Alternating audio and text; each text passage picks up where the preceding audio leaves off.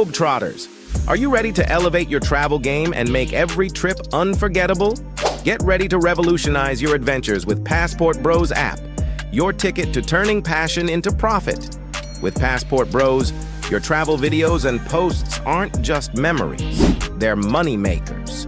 Share your awe-inspiring experiences with the world and watch your bank account grow with every click. But wait, there's more. Connect with a vibrant community of fellow explorers, where camaraderie knows no borders. Exchange insider tips, forge lasting friendships, and create memories that last a lifetime. And that's not all. Gain access to exclusive discounts on accommodations, from cozy boutique hotels to luxurious resorts, ensuring you can travel in style without breaking the bank. So why settle for ordinary when you can experience the extraordinary? Join the Passportbros app today and unlock a world of adventure, connection, and endless possibilities. Download the app now and let the journey of a lifetime begin. Download now on the App Store and Google Play.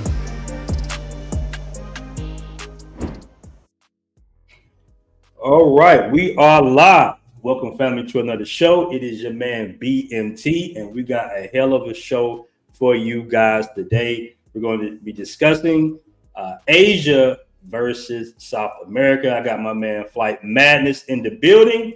All right, he's out there in China right now. He's traveled all over Asia, and he's going to be our so-called correspondent for explaining us what's going on out there in Asia. I lived in Asia for some time as well. So we're going to do like a pros and cons. I'm going to play devil's advocate to some of his pros. He might play devil's advocate to some of my pros in concerns of I'm going to be representing South America. He's going to be representing Asia. All right. So before we get into it, I want to give a shout out to Flight Madness for the first super chat of the day. Shout out to you, man. I'll bring you on in a second. He says Team Asia in the building with the $5 super chat. Shout out to my man Flight Madness in the building. All right, guys. So before we get started, real quick, I want to make this announcement, all right, for the fam, all right, in concerns of the Passport Bros Facebook group. Make sure to join the Passport Bros Facebook group and the Passport Bros app. All right, guys, we are having a contest. All right, you see it on your screen. We're doing a Passport Bro Post of the Week contest. Okay, you can upload your photos or videos. You can upload them to the Facebook group as well as the Passport Bros app. But to enter the contest, you must upload the photos and videos to the Passport Bros app. So let me explain what this is right here, right? This is a post contest. Right, so the most informative, the best post, the most entertaining post, whether it be a video, 1 photo, 2 photos, 3 photos, all you have to do is hashtag post contest. All right, post contest, and we're going to do a community vote. All right, on Sunday, next Sunday, this time around next Sunday, we're going to put up all the posts. All right, and we're going to vote on the app as well as the Facebook group. We're going to vote and see what the community feels like is the best post of the week. Now, the winner of this will win 2 free t-shirts. All right, premium membership. That's the membership. We have all the benefits. Okay, guys, you'll be included in the revenue share program, as well as you can boost your post and advertise whatever business or YouTube that you're selling. And also, as a bonus, we're going to give $100 US. All right, I might just start with that first. We're going to give $100 US to the winner. And we might do this weekly, man. We might do this weekly because we want to show the community some love for dropping dope content.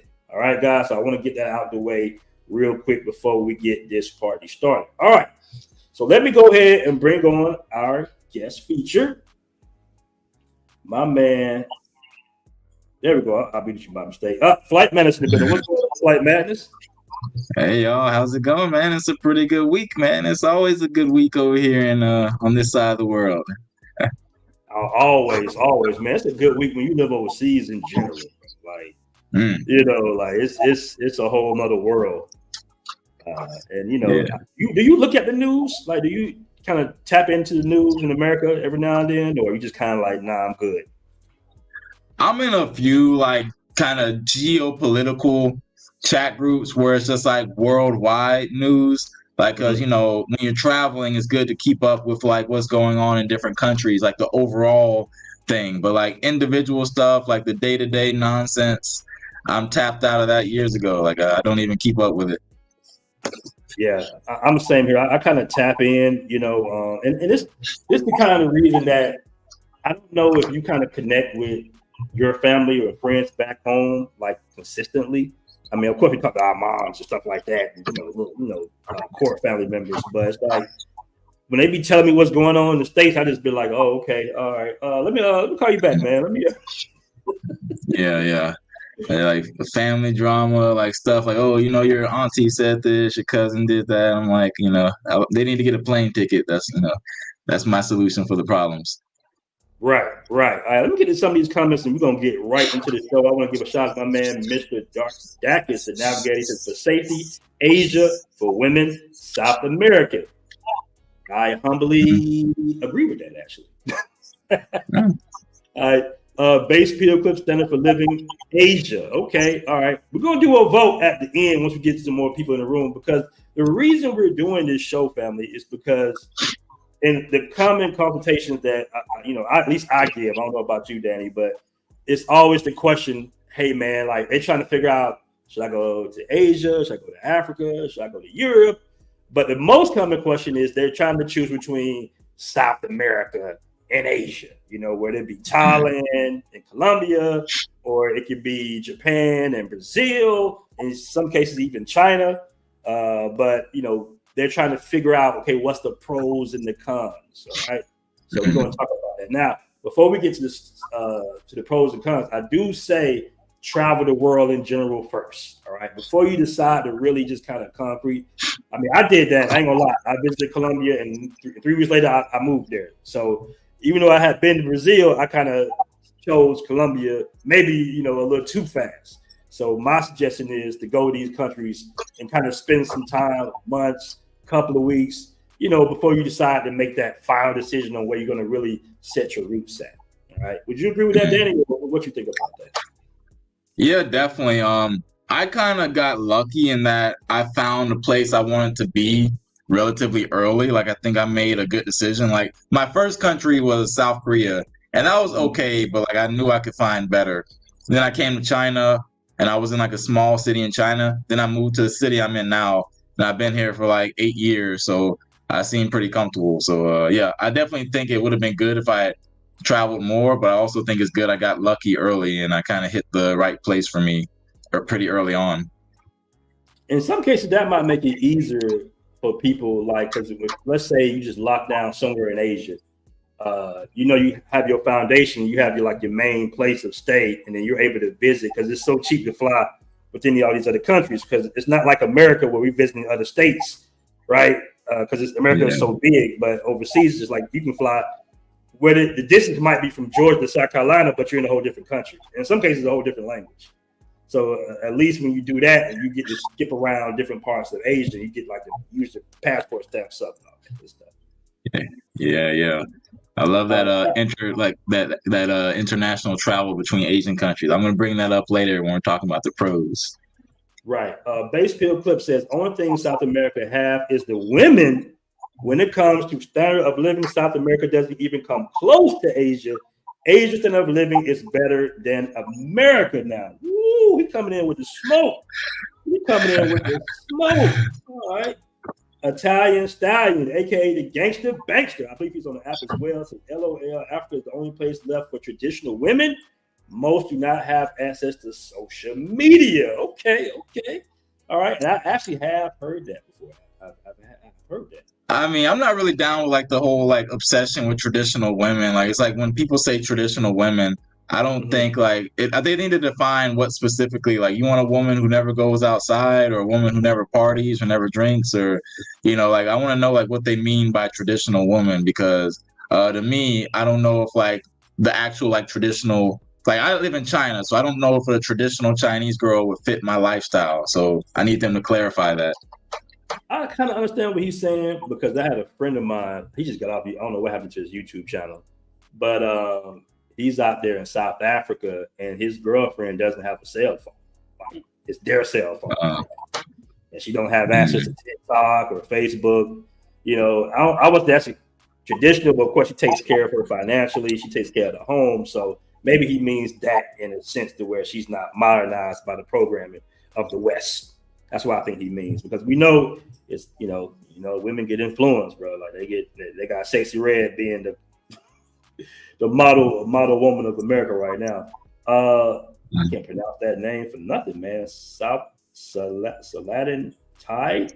South America is no longer. What is it? How do you pronounce it? Saladin. I see Saladin Teeb. Okay. Saladin T says South America is no longer the destination for affluent brothers. Okay.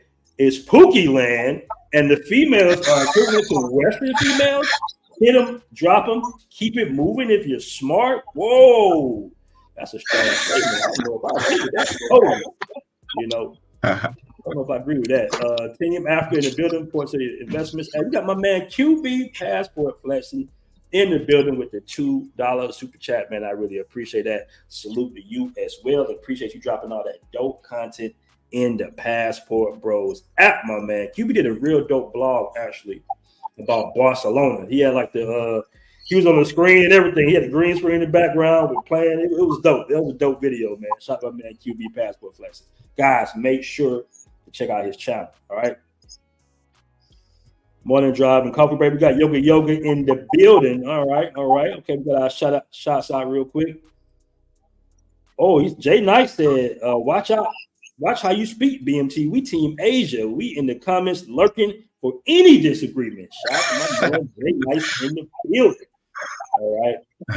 All right, so let's go ahead and get this party started, man. Appreciate everybody joining us in the chat. Make sure you hit that like button and share the video if you like to guys that might be thinking about moving or even visiting South America, Asia. All right, so let's go ahead and jump right into it, Danny. Like, what's some of the pros of living in Asia? Okay, so right off the top of my head, just for in terms of like speed of getting overseas. So for example, like you need money, you need to get money overseas. For me, I always have access to money over here because English teaching is so big over here. That's like number one. You like the biggest thing that keeps guys from going overseas is money. And over here, just being American, you have access to money, just like in case of like emergency or whatever. You can always find easy teaching work, money, whatever. That's just off the top, right there. That your cost of living is taken care of automatically, basically. Two, big one, safety. Like it's like 1:30 a.m. right here. I can like leave my door open. There's nothing like, no problems. I don't have to worry about anything. I haven't ever left my door open like all night or all day, but I could probably do that and have no issues. It's like I could walk out on the street, go buy some like barbecue or something. It's like, no problem.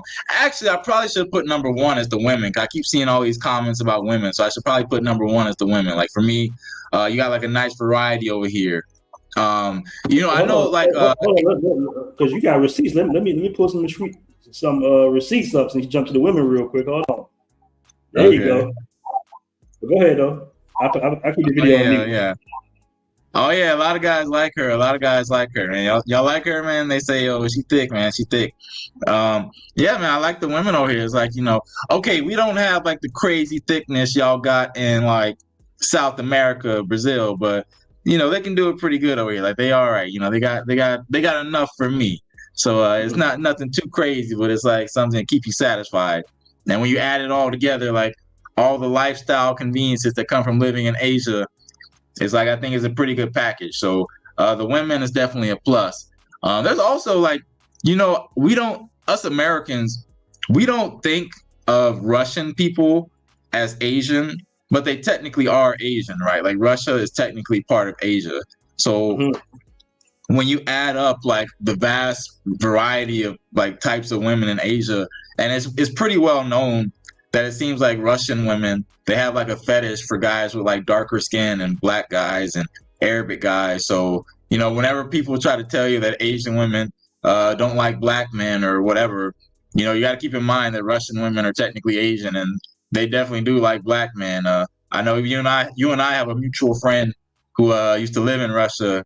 And, he has a lot of, I saw on the BMT Patreon, he posted some crazy videos with a couple nice Russian ladies. But you got to get on that Patreon to see that. It's like kind of too X-rated for public consumption. But I ended the Patreon when I got the app. When you got the app rolling, I ended the Patreon.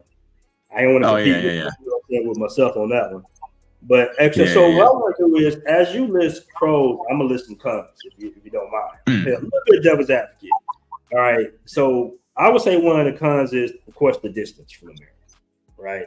Like how long is the flight from, let's just say, the East Coast of America out there to Asia and China? It's a pretty long flight. That's why I just recommend moving overseas. Move overseas completely so you don't need to bounce back and forth, guys. That's what I help guys do, because I recommend just like trying to find ways to make money over here so you can live remotely. And that way, you don't have to go back and forth. But I do agree it's a long flight. So for like the weekend warrior guys, that kind of rules out Asia, unfortunately, until you get like a longer vacation, like a week or 2 weeks. But that should just be motivation to like, get your situation right so you can have those longer trips, because it's I think it's worth it. First of all, it's worth it if you can make it long. Hey, we could just like, how about this? We just kind of go, how you call it? I guess we go band for band. Like you say one, you say one thing, like one pro, and I compare it to Asia. So for example, if we talk about women, you could talk about your experience with the women. I'll talk about my experience, and we could talk about the pros and cons about that. 'Cause I think we got pretty much a similar list, maybe. Okay, cool. And I was also going to bring up, a lot of people don't know about the time difference, man. That's what threw me off when I first moved to Asia, bro. First moved to Thailand. I was just like, what? You know what I'm saying? I had no idea until basically after I booked the flight that it was, 12 hours ahead of the East Coast. I was like, whoa. Yeah. I know you don't have to deal with that. Your body has adjusted, but it took me about 2 weeks to adjust to that. I couldn't sleep for like 2 weeks. Yeah. Time difference is a pain. So for example, like whenever I do like calls with people in America, I'm usually doing the call either really early in the morning or as late after midnight. So for me that's fine because like I have a pretty relaxed schedule, so I can wake up and go to sleep at almost any time I want. But I know for some guys it can be a hassle. Like I've seen guys who were like working remote jobs. They were working, but they had to work American hours. So like I think that's probably going to be rough. Like if you're in Asia and you're working like a remote job from America, but you're still working American hours, that's going to be rough because you're going to be like sleeping during the daytime and your free time will be at night in Asia. And I think that could be a pretty difficult life for some guys. Like I think you could burn out eventually, and it's probably not healthy.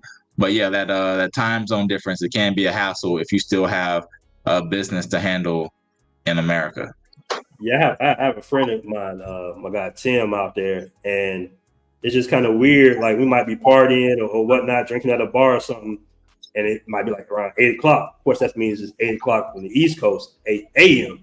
And he's like, "Oh, I gotta go to work." You know, I'm like, "Damn, you better go to work right now." He's like, "Yeah, I gotta go to work." And it's just like it definitely, you know, some people can handle it. Some people get used to it. They don't mind working through the night. But if it's like more of an active job, because you got guys who like data analysts, I think data analysts and certain IT guys watching servers, they kind of like mill around, you know, a laptop on, but they're not really active. But if you have a customer service job, it's 4 a.m. in the morning or something, and somebody's hitting you up halfway asleep trying to answer their questions, it could be a little tedious. I also shout out my man Gregory. Yeah. So that's a big advantage you guys have in South America, like the time zone. Like I've seen guys who they were in Asia, they started off over here in Asia, and they just said, "Nah, man, I can't handle it. I'm gonna go back to some place that's closer to America time zone, so I could kind of live a normal life, because it can be more rough." So that's one big advantage that South America has over us over here in Asia. Right. So I guess it's my turn to say a pro or a con. How are we doing this again? We just like go for each topic. So, for example, time zones. If we're talking about time zone, South America clearly wins. If for most people, if they're working like American jobs, which I think a lot of people are. So, Okay. I think South America is the clear winner when it comes to time zone difference. Okay, so win as far as the time zone, that's a win for South America then. Definitely. But I mean, you Especially for got remote workers. you got the ultimate W. You got the ultimate W with the safety. I mean, we can really hop right into it. There's no comparison. Oh yeah. Asia. I say the majority of Asian countries, besides the Philippines and Cambodia, are pretty much safe, bro. You know? Yeah. In my experience in Asian countries, pretty much the only thing you got to watch out for is like the men, like the local men. Like your safety is only in danger. Like women aren't gonna mess with you. Like they're not gonna harm you. Like you'll be fine. You don't have to worry about them like scoping your drinks or anything. It's like late at night when there's alcohol involved and like maybe like, you know, some men get jealous or something. I think in many countries that's when a lot of BS pops off. Like you get into a fight with a local guy, they might jump you, they might whatever, they try to like set you up, they try to like, you know, call the police on you, whatever. That can like, that's probably the only like safety issue I see in probably most countries, I think, but especially in Asia. So just be careful because, you know, some guys, they don't like it when you come over to their country and you over there throwing those dollars around and, you know, you making it rain and getting all the beautiful women. They might not like it. You know, they might have some issues with that. So just be aware. That's like the only possible safety issue that I know of that could be a problem that I faced a couple times. I've kind of heard of that being in more, I guess you want to say North Asia, like China. Like I haven't heard that in other Asian countries happening too tough. Like, whereas Thailand, Philippines, Cambodia, the Southeast Asia part where they're a little bit more melanin, they're a little bit more liberal with, but I've definitely heard that, of course, in China. Like, you got to be kind of like, matter of fact, I've heard that even when I was in Thailand, some brothers said that, that's the one thing that you got to watch out for in China was that, you might be with your Chinese girlfriend or something, and some Chinese bros might try to, make it awkward for you, basically. Yeah. I mean, I think it's China and South Korea. So in South Korea, Korean guys will kind of cock block you when you're approaching women. Like, that's one thing that Korean guys are pretty famous for. So, like, here's the thing, y'all. Like, cold approaching women, it seems like most Asian guys don't do that. Like, they don't like see a beautiful woman and cold approach her. And it seems like in most Asian countries that's super rare.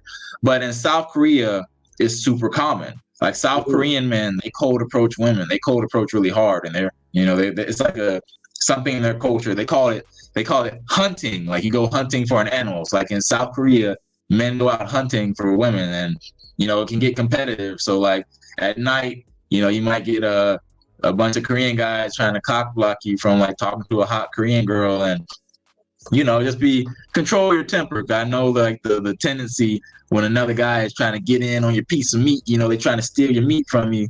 The tendency might be to get aggressive, but you got to keep your cool, man, because the law definitely is not on your side in a lot of these countries. So just keep it cool and keep it pimping, keep it playing, man, and get you some nice ladies. But yeah, I never have any problems really when I'm with a girlfriend. It's usually when I'm trying to get a new girl, and like the girl, maybe some other guy was like standing nearby and he's trying to he's creeping on her. He's trying to he wants to talk to her, but he's like too afraid or something. Then he sees me go talk to her, and then he's like, he gets jealous or something, and he wants to try to cock block or he wants to fight me. I've had that happen a couple times where some random Chinese guy, he doesn't even know the girl, but he doesn't want me to have her. So he tries to get in my face. So that happens over here. So just be aware. That's awkward. And I guess that would be definitely a social con, so to say, because that doesn't generally happen in South America anywhere, really.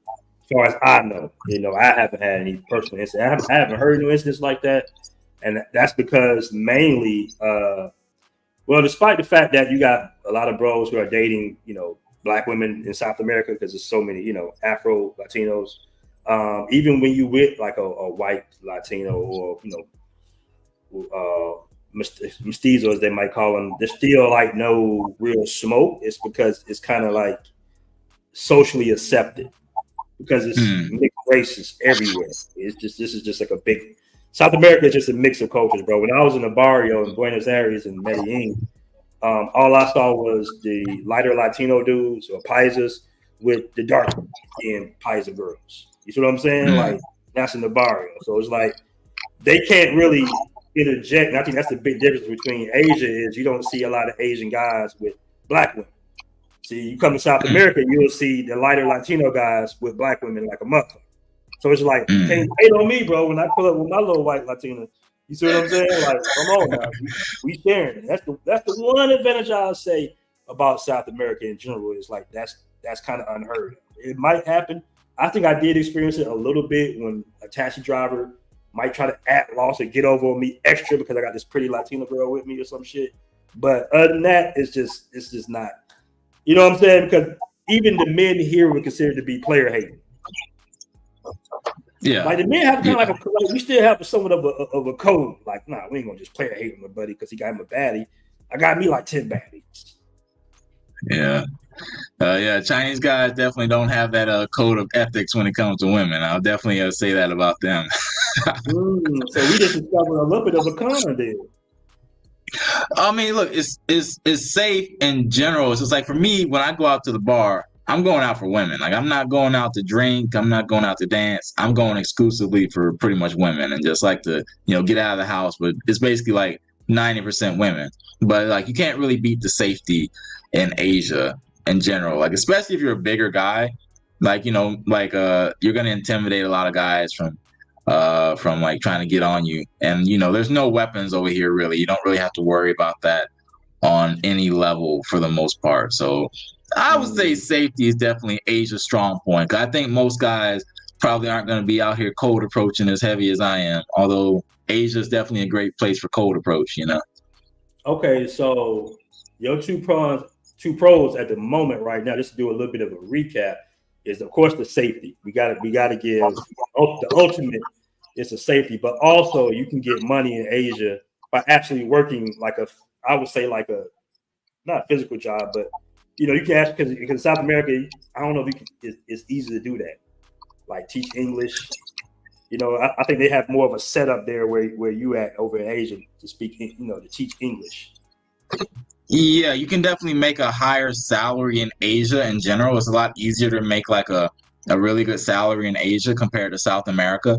Although South America is just probably there are tons of English teaching jobs there because they want to learn English. The pay is probably going to be generally lower, but it's just so many jobs and like so much opportunity over there. But in general, I'd say Asia, like I'm making a really good salary over here, and I don't think it would be as easy in South America, like working for a local company. I doubt it. Okay. And what you guys see on the screen is Brazil, the beach in Brazil. Just kind of show some contrast of some of the big major differences, especially socially, as far as intermixing and dating, different complexions and stuff. It's just a big cultural mix out there. Everybody's kind of doing what they're doing out there, no problem. I want to give a shout to my man Grego. He's in the building too. He said, "Sorry, that was the Korean in me, BMT." He talking about when people was rolling up on you out there in China. But shout to my man, good time, Grego. Yeah. All right. Cool. But yeah, so that's some things to really consider. I mean, we got a long list to go, but that's definitely some things to consider. You can get money in Asia, and you speaking specifically more so in China. I think. Like I say, I haven't had any issue with that in Thailand or Cambodia or anything like that. Yeah, definitely. I think most Asian countries are generally, especially Southeast Asia, because like they depend on foreigners a lot more. I think the richer the country is, sometimes like the less they care about being friendly towards foreigners. It's like, we're gonna talk about this a little later, but like Thailand is kind of opening up to foreigners a lot more than they already were, because they need us. They need that dollar, so they need that money. So most of Asia, safety is like 1,000%. You'll be fine. It's just only small situations where you gotta be careful sometimes. Let's talk about that. By the way, like what is the visa situation out there as far as China, South Korea, and Thailand? Yeah.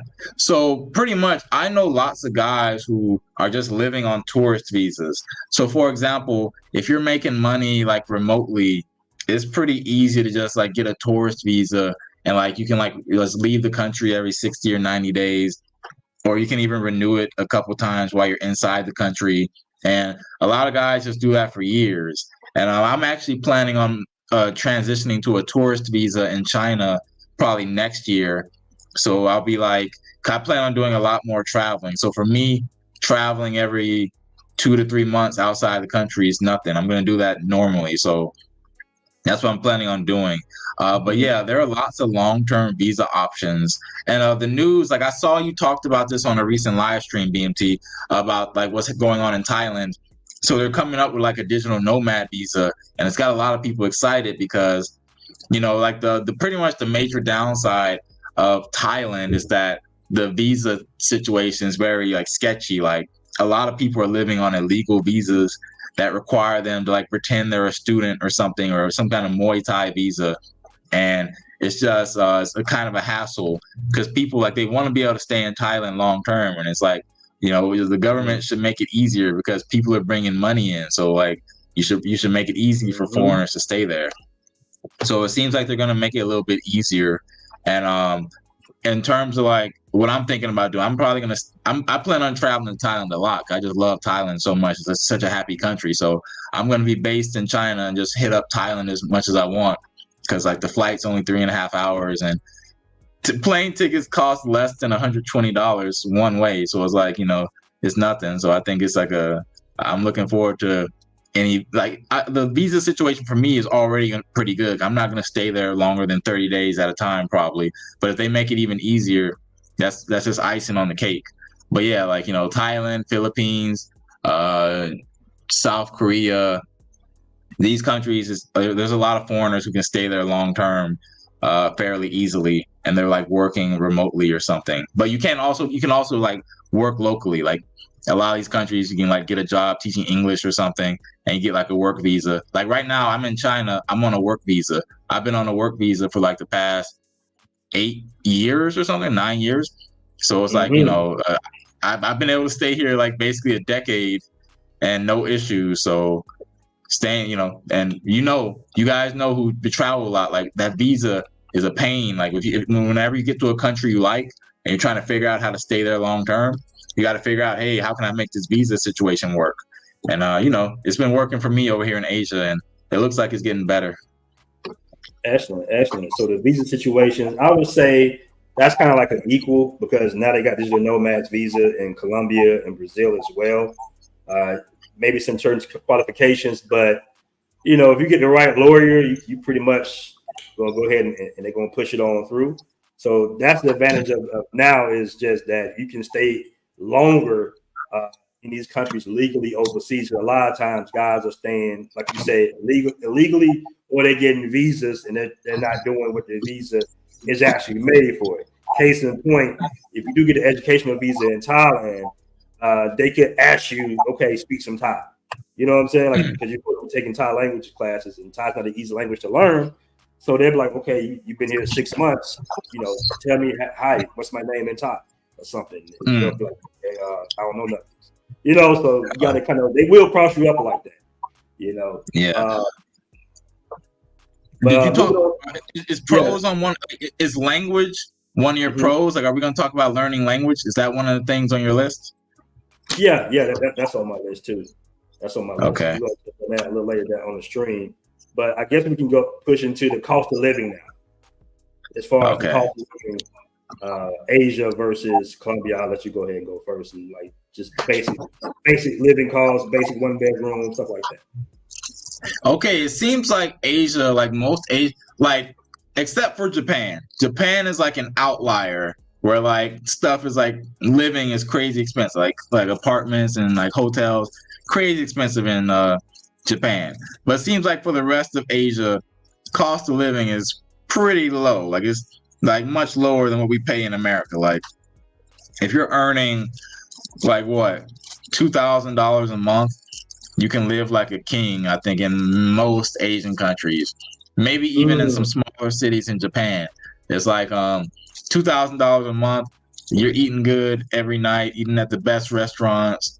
You might even be able to take a couple trips to Soy Six. It's in your budget. It's not a big thing. Yeah, I think if you're making $2K a month, and I think $2K is nothing for an American. Like if you can like get your business right or do something remote, $2K is pretty easy to have.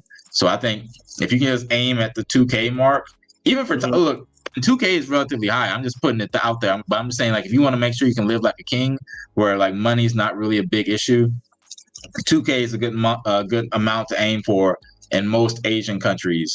And yeah, and I'm looking in Southeast Asia, China, my city I'm in. Yeah, $2K, you're gonna be doing good. South Korea. Yeah. So what's cost of living. What's the average cost you see like for a 1-bedroom out there? I'm right here in the city center. I got a pretty high quality apartment, 1-bedroom. I'm paying. Hold on, I got the currency converter. I pay like $430 a month, and I'm right next to the city center. And I got a pretty nice kitchen. Girls like it when they come over. So no complaints over here when it comes to cost of living. Yeah, like there's no excuse to like live in a broken apartment in China, because like they got apartments everywhere and they're pretty decent quality. You know what? So I will say that in general, in general, Southeast or Asia in general is going to be cheaper than South America at this point. When I first started traveling, like living in Colombia, Medellin, it was relatively cheap. I wouldn't say it was like super cheap, but it was like 6, 7 a month ish. Now, really because of Airbnbs and more people are living overseas, more people are doing the digital nomad thing. In South America, it gets expensive depending on what area you're in. Now, if you're in the outskirts, it's easy for you to find something $400-500 a month, something like that. Okay, cool. But if you in Medellin, if you in Poblado, if you in La Reles, you're looking to pay anywhere from $6,000 to $2,000 a month, right? I know guys that pay $1,400 a month for an apartment. I know guys that pay $600-700 a month for an apartment, right? Rio's gotten even more expensive now. That's what the video's at right now in Rio. Copacabana, they're taxing, and not only are they taxing, the infrastructure doesn't represent what you're paying. So you might be paying $800 to $1,200 a month, but the apartments were built in the 70s, right?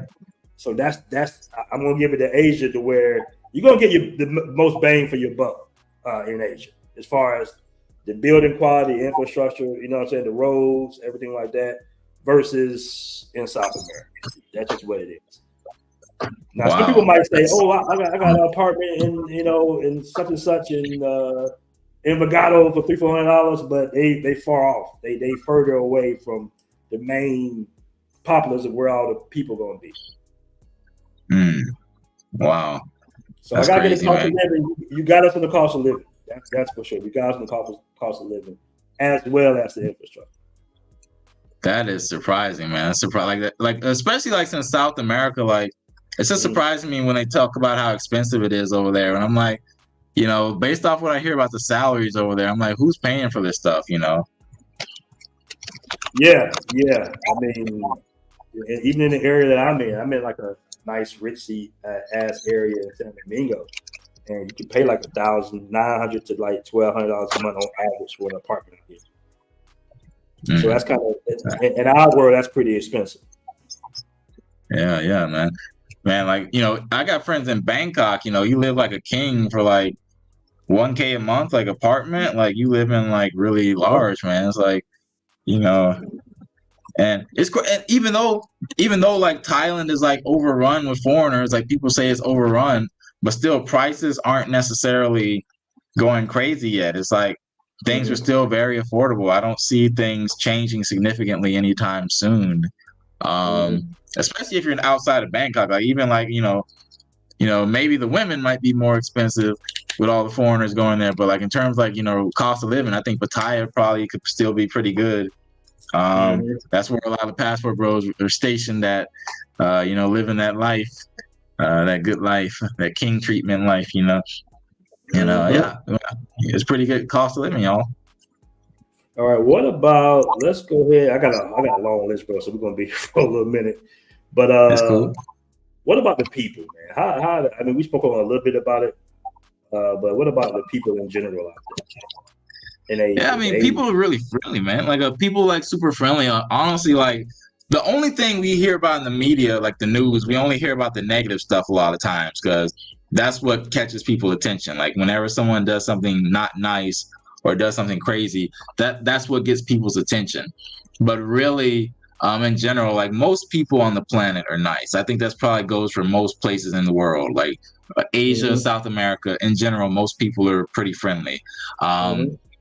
Yeah, like in general, like they're okay. So one thing people like to comment when they watch my YouTube videos, they say, "Oh, people are staring at you." Like people are staring, but it's like, yeah, they're gonna stare at me because, like, kind of big black guy walking around, cold approaching Chinese girls on camera. Of course, people are gonna stare at me, and they even stare at me like when I'm just walking around normally. But like I don't notice it because it's like when you live in Asia, it's like these people are surrounded by Asian people like 99.99% of their life.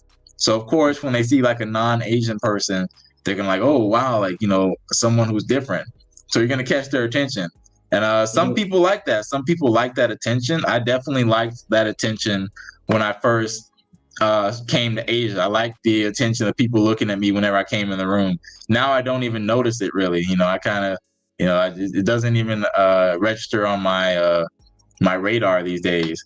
So yeah, people are friendly. Like I haven't had many hostile situations in daily life. Like it's super rare, actually. Yeah, I agree, man. Like Asians are really friendly people, bro. Like, but they will walk up to you talking about some "Are you Michael Jordan" type shit too. You know, Yeah, I had a they couple will of do that. photographers do that. Yeah. There are a lot of photographers in my city. Like people, like they take.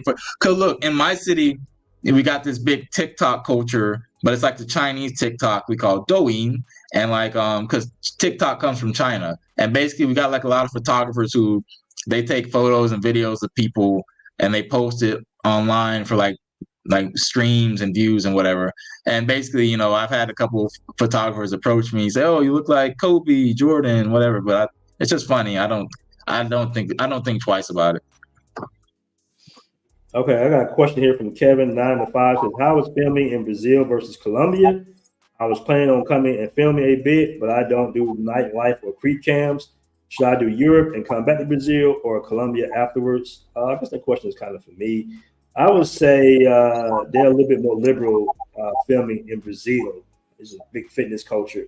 Colombia, maybe not so much. I wouldn't really recommend unless you got like some type of tour guide that can speak the language, filming in Colombia, because it could be a lot of misunderstandings, and they'll take your shit in Colombia too. So be careful with that right there.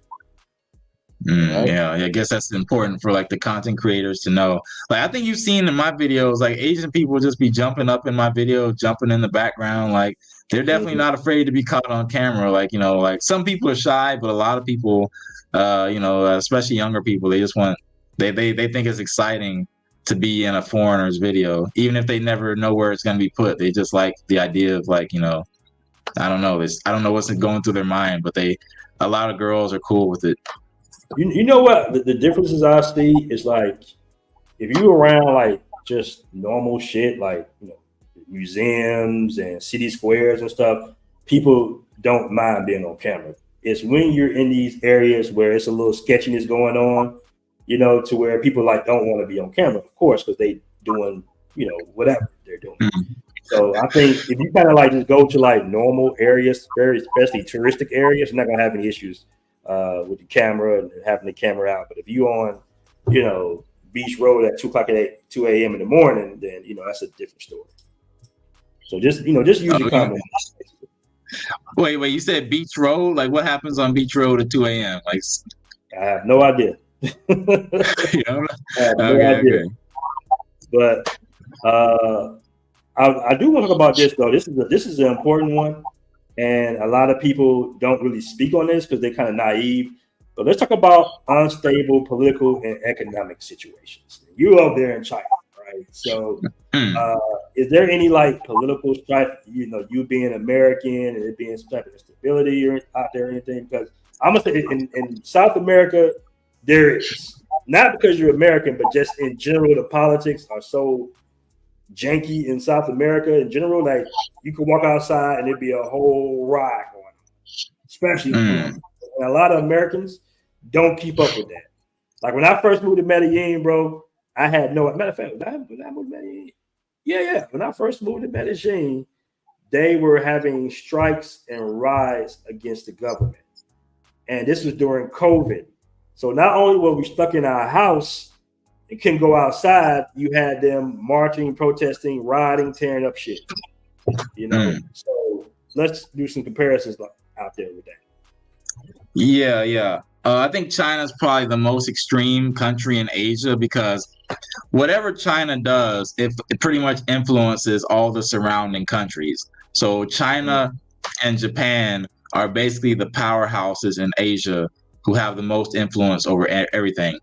I actually made a YouTube short this past week where I was talking about how when Donald Trump was president, it was kind of like a lot of Chinese people were talking trash about America, talking trash about Donald Trump. So for me, I didn't hide the fact that I was American. I just wouldn't throw it out there as openly. Like I would only mention it if other people asked me, because it's kind of awkward if you walk into a room with like Chinese business people and they all hate Donald Trump. And you walk in like, hey, I'm American, you know, like waving your American flag around. It's just going to make the conversation awkward. And I posted that video and I got like so many crazy comments in the comment section. Like, people think the video I made, they think it was anti-Donald Trump, but like it wasn't anti-Donald Trump. I was just pointing out that when Donald Trump was president, at least in China, because so many Chinese people disliked him, it kind of made it awkward for Americans, like, you know, to talk about, because like you get dragged into political discussions all the time when Donald Trump was president. Like the first thing people say, oh, I don't like your president. And it just makes the conversation awkward. So I would just like trying to kind of avoid bringing up that I'm American to some people. And but in general, yeah, China, especially during like the epidemic, like the, you know, the COVID, that kind of, it caused some problems. It was like, I thought I was going to leave China. Like during that time, like if you guys look at my posts in the Passportbros group, during the time like 2022, I was saying like, hey, I'm not sure if I'm going to stay in China. I'm not sure if I can recommend China. But then last year around April, kind of China started returning back to normal and people could travel again normally without needing to like get some swab put in their mouth or something. So yeah, things are looking pretty up for China now. But who knows? Like, you know, China's the kind of country where things change pretty fast. And you know, but I'm pretty I think most of the Asian countries over here, you don't have to worry about getting caught up in some kind of riot or some kind of like, you know, something that could put your life in danger. Just pretty much my personal opinion, guys. Here's my opinion. I believe that as an American and as a Black American, my priorities are with America. My priorities are not with the political systems of these foreign countries. So it's not my job to go over to these foreign countries and try to change their government or try to influence their politics. That's my personal opinion. A lot of people disagree with me about that because, you know, a lot of Americans, we like to put our nose in other countries' business and we feel like it's our job to like save the world and all this stuff. But for me, a lot of people, they wonder like, Danny, like, how can you live in China for so long and not get involved in the politics or not care about all this stuff that supposedly is happening in China? And I'm like, my answer is that, you know, I'm American and a lot of stuff that you guys are worried about does not affect Americans. Like, it doesn't affect us. So, you know, I think we should focus on our own country and fixing our own situation before we try to go over to these foreign countries and try to, you know, make them more American. Because didn't our president, our former president, he got like 34 felonies or something, and y'all are over here trying to like go over to China and change their political system, and it's like our president is like bribing people, like allegedly bribing people, but you know. You know what? That's funny you say that, man, because I remember when I first moved to Medellin, it was all over the news that it was this American woman that was caught out there protesting with the locals. And you know what they did? They kicked her ass right out the country and said, you can't come back. And she lived in Medellin. She had bought an apartment in Medellin. They made her force sell her apartment, everything. You know, so it's just like, yo, you know, don't hop into the politics because it's gonna hit you double twice, especially if they catch you. They caught her in the street. I guess she was protesting and they got her right on out the country. That's very true. But you know what's interesting, and this was hard for me to kind of understand to a certain degree, but now I get it, is that the whole world is concerned with American politics, right? Because trade agreements, a lot of it has to do with America, basically. Like what happens in America directly affects them versus what happens overseas doesn't affect us at all in America. So they're paying attention to what goes on in America. And the president is extremely important because Democrats and Republicans have different policies towards immigration. We're not going to the politics, family. We're just telling you what it is. So most of the time, they don't want Republicans in office because the Republicans close the doors on immigrants. Basically, they can't go into the country.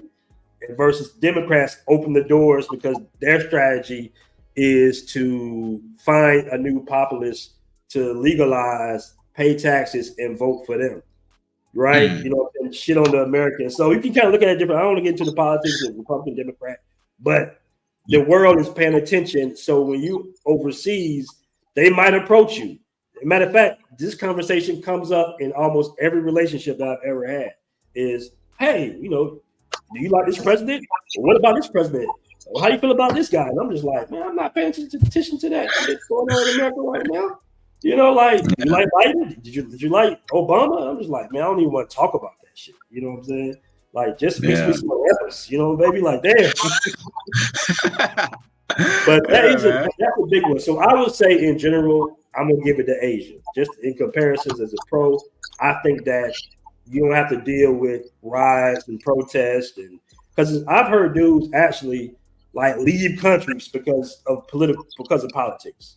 Like my guy in Uganda, and I want to make I'm a respond to this AI Bridge guy in the chat too. Don't ban him, moderators. I like what he's saying.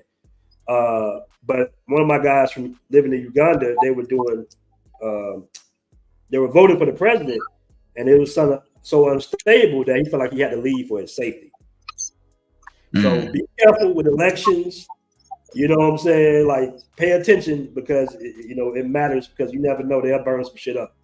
They will burn some shit up. Even in the DR, in Haiti, being close to the border, they say when you're close to a border and you're dark skinned, that the police will kind of roll up. The Dominican police will roll up on you and be like, "Hey, where your papers at?" And even here in San Domingo, they might ask you like, "What time is it?" or something like that, just to see if you got an accent. The problem is some of the Haitians speak like 3-4 languages, so they might still be like, "Okay, where you from, bro?" Like, "Oh, you American? Okay, go ahead." But if you from Haiti, they like, "All right, come on this bus right here," and it's disheartening to see because you see a bunch of black people on the cage bus. You know what I'm saying? So it's just like, damn. So you gotta be. And I know a lot of passport bros don't care; they don't pay attention. But if you're living somewhere, you want to pay attention. Yeah. So many passport bros and people and foreigners, Americans in general, be so oblivious, right, to the local politics that they might go outside on a normal day and it's a whole goddamn protest. Even me in Medellin, they will burn up the extos, riding and shit. I'm just like, where everybody at? And I see them on a bridge with signs and shit. I'm like, oh shit, they doing something. So very true. I wanna call this comment AI Brinks. He says basically that passport bros do anything to avoid African countries, which is not true, bro. AI Brinks, you want to come on a panel later on in the show, you're welcome to come on the panel. But I get tired of hearing that to a certain degree because passport bros traveling everywhere, bro. We're over in Africa and Uganda. I got guys opening up businesses in Kenya right now as we speak. All right, but we don't all have to go to one legitimate one country. So I want to put that out there. Yeah. It seems like a lot, like more and more people are going to Africa. Like honestly, over the past couple of years, it's picked up a lot of steam. So I definitely think like there's going to be a lot more. Who knows? Like there might be like, it seems like Kenya is the spot where a lot of guys are like saying, "Hey, this is like the place we want to be at." So well, who knows? Like what new hotspots might open up over there. Yeah, I gotta do a show on this. This is a whole separate topic, but I'm kind of tired of the where we go, we ruin things and all this shit. It's like, okay, one little area and sewer was maybe messed up, but worldwide, bro, it's not happening. Okay, it's not enough of us traveling to really evoke any type of real effect and changes. Okay, but do you have any more pros and cons on your list? There are plenty of. So we were going to talk about. Let's talk about travel between the different countries. Like, so in South America, traveling between different countries, like the options you have. I think Asia is really killing it in terms of like the amount of options you have. Like, okay, I'm in China, and if I want, like, it's a 3.5-hour flight to Thailand, Japan, or South Korea. Maybe it'll take like 5 hours to the Philippines, but I don't plan on going back there anytime soon. Vietnam, Laos. I'm actually planning on, you guys don't know this probably, but I studied Russian for like a year and a half because like I was really into Russian girls for a while. I was having a lot of good relationship experiences with them. And I think maybe later this year, I'm going to take a trip to Kazakhstan. And if I like it, 'cause I stopped studying Russian when the war between Russia and Ukraine happened. I was like, okay, I'm probably never going to go to Russia now. But I got a friend You actually I think you did a live stream with him, Daryl. He's the guy in Kazakhstan. Basically, I might link up with him in Kazakhstan, and if I like it, if I like the ladies there, I might start back studying Russian. But I'm definitely gonna start learning Thai. I plan on going to Thailand a lot, so I definitely want to learn. Who knows? I might get on that Thailand language visa or whatever. But but when it comes to language, I guess that's probably you probably got that one actually. Probably you guys probably got that in terms of like Spanish or whatever, South America. It seems like guys find it a lot easier learning those languages than like Asian languages. So that's probably not a pro for me. I don't know why I brought that up. Why did I bring up? No. Oh no, we're talking about travel between. I got confused. Yeah, but travel between countries. Yeah, travel between countries. I think in terms of like the options, I think over there in South America, you got to be careful. Like there are some countries you maybe just shouldn't fly to at all. Like I don't know. I want to hear your opinion on that. Yeah, you can definitely fly within South America for relatively cheap. I would say that's kind of like where Asia and South America are kind of equal. Like it's cheap to go from Medellin to Rio. It's like $400, and it's still like an 8-hour flight or 6-hour flight or something like that, maybe 5-hour flight. So you definitely can fly, especially depending on the time of the year. You can fly. I would say the only place that I heard is expensive to fly between countries is Africa. Right. But other than that, I think most places around the world, especially Asia, you can fly from Bangkok to Cambodia like for $100, round trip. Like it's super cheap. So that's the cool thing about both South America and Asia is you can fly. Now I do want to talk about the language real quick. I will say that Spanish is definitely going to be a whole lot easier to learn than any Asian language because of the still the Latin letters and everything. So the pronunciation is somewhat similar. I would say it might take an average person maybe a solid 2.5, 3 years to learn Spanish fluently. Maybe 6-7 months to be able to just communicate with like little basics, little stuff like that. But in Asia, that's a different story. You can speak on that. Like I think it's more difficult.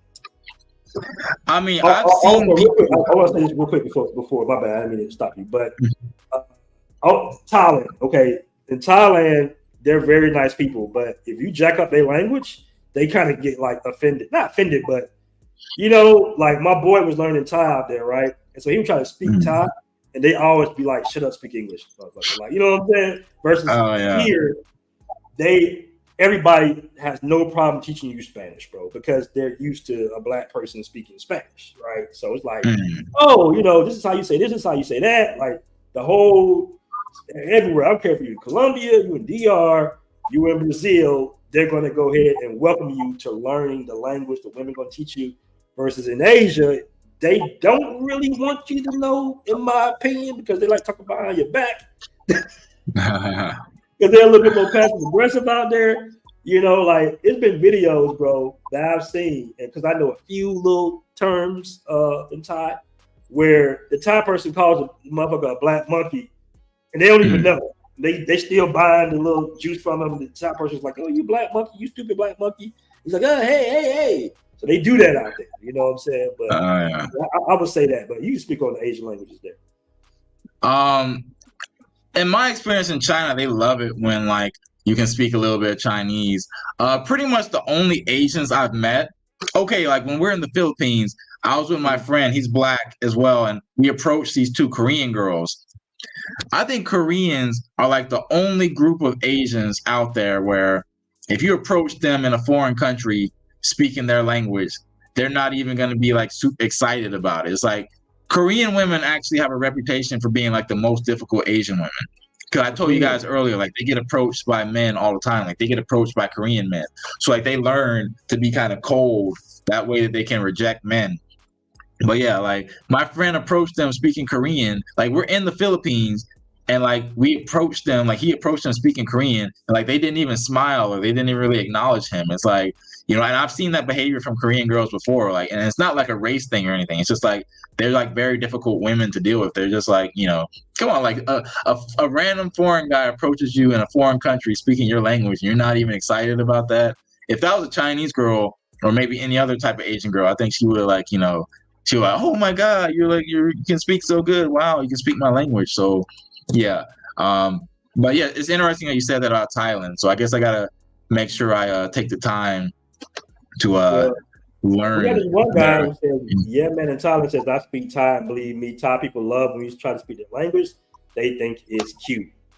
All right, maybe so. Mm. I mean, I'm just going from the experience that I saw, and I don't speak Thai, so I was just around my man who was in school for Thai, and I was just like, "Damn, they're not even trying to kind of like teach you." So I guess maybe it depends on how fluent you are, because it's like a tunnel language, right? Like you got to say, say certain words. What is it like? Sorry cop, and you gotta say it the right way. Yeah. It's a whole different word, So I don't know, man. Yeah, But it's I think it's fun learning different languages. Yeah, I mean, it's fun learning languages, and I think like with the more foreigners coming to a country like Thailand, they're going to get used to hearing like a foreign accent trying to speak Thai, because people want to be able to communicate. I forgot, we were talking about traveling between countries. BMT, can we tell them about the travel checklist I made for Asia? 'Cause I think it could be useful for the guys who are like Team Asia over here. Yeah, go ahead. So like for you guys who are interested in traveling to Asia, I made an Asia travel checklist for you guys. So like if you guys want to like, make sure you're prepared for your trip, make sure you got everything. I made a checklist. It's free. You can go to flightmadness.com/Asia travel, download it. And, you can, every time you go on your trip, because it sucks when you're taking a trip and you forget some things, right? Like you forget some important items. So I just made a checklist that you can have convenient. You can download it to your phone and just check it out before you hop on that plane. So, give me some feedback on it. If you think it's good, or if you think I could add some stuff to it, just check it out. But I tried to make it as complete as possible for you guys who want to travel over to Asia. Make sure you have everything you need before your trip, and even when you're traveling between Asian countries. So hopefully you guys enjoy that. Nice. You guys make sure to check that out. I want to give a shout out to Dunn, the coach. He says, "What's good, family? Chilling in Bangkok right now. Thai people definitely seem to appreciate us speaking the language, in my opinion. So maybe I was wrong with that. Maybe they do appreciate it more. I'm pretty sure they do. I was just speaking on from what my experience was. But maybe I'm planning on learning. My homie probably was jacking the language up too bad. That's probably what it was. Yeah, if you speak it too bad, they will kind of roast you. Like if you're like, okay, if you're trying to like get a girl, and you're like speaking really bad Chinese to her, and if she's kind of like has an attitude, like I have a friend and he's handsome. Like, okay, you guys can say it's a race thing, but like I have a friend, he's like, he's a white skinned, like really handsome guy, considered handsome over here, and girls give him attitude. You gotta say no Diddy with that, man. No Diddy. I'm just saying, because this guy right here, he's like, I see this comment right here. He said like it's a race thing. But I'm telling you, now there are some women who they don't cut you any slack. Like as soon as they sense some weakness or something, they will like point out your flaws. So just keep that in mind. It's not always about like, black guy can't do it as well as white guy. Just some women just aren't nice. So. Okay. Now this is an important one. Real important. I'm gonna put it up on the screen, man, that we kind of overlooked, and I'm kind of going through it right now. Internet and technology. I'm gonna say y'all got that hands down. Yeah. It seems like in most parts of Asia, the internet's pretty good. There are, I think you said, I had some friends like, okay, Philippines, the internet's terrible. So that's like the one country I know where internet's pretty bad. But pretty much in the rest of Asia, it's like, it's really good internet, y'all. It's like you don't have to worry about it. I'm in China right now, and I'm using a VPN to like talk to you guys. It's like a rainy night. It was raining a little bit, but the internet's still working pretty good. So, internet speeds over here is pretty great. You don't have to worry. So you can like, for me, like if you're gonna like do like live streams, or you're gonna do like some kind of remote work where you need to have access to good internet, Asia for the most part is pretty good. It's pretty good. And technology, when you say technology, it makes me think of Japan, because like, I guess Japan has a reputation for being pretty forward in terms of like, I don't know how we can say it, but like when I think of technology, I think like, people say like Japan is like a cyberpunk city, is like a futuristic city or something. So yeah, Somebody says, Tokyo anyway. just like some of you guys don't like black women, some Asians don't like black men. Okay, all right, we're not talking about that, but okay. Half these men not black, they terrorists. Well, who's Aboriginal more? Like this guy has some smoke in the chat group. What's he doing?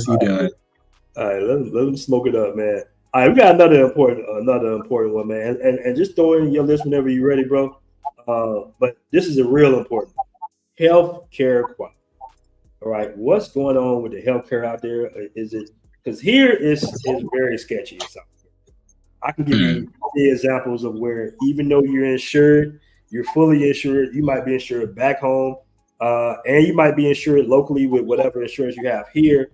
But you being American, they try to take advantage, and they might ask you for cash. They might say, "Yeah, we know you're insured, but we need this money up front," type shit. So you have $10,000. Like they be trying to like, it's real jerky. Is it like that over there, or they legitimately, do real healthcare business? So a lot of Chinese hospitals are sketchy, like real talk. Like I've had some pretty sketchy experiences with Chinese hospitals. But here's the thing. In my city, we have a really top-ranked hospital called, I'll type it, it's called Huaxi Hospital. It's like apparently ranked like number 8 in the world or something. Hospital, Chengdu, China. Huaxi Hospital. It's like I go there because whenever I go to a different hospital, it's like the doctors are trying to try to sell me some kind of treatment or surgery I don't need. It's like really sketchy.